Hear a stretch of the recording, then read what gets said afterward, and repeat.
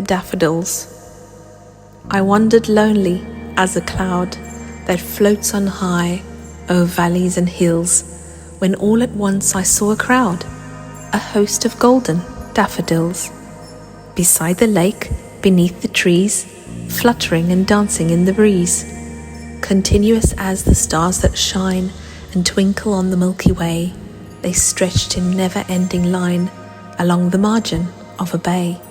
10,000 saw I at a glance, tossing their heads in sprightly dance.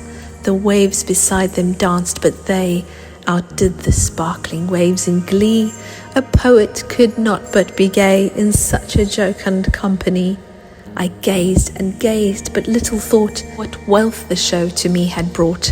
For oft, when on my couch I lie, in vacant or in pensive mood, they flash upon that inward eye, which is the bliss of solitude.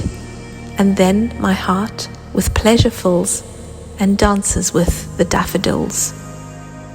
By William Wordsworth.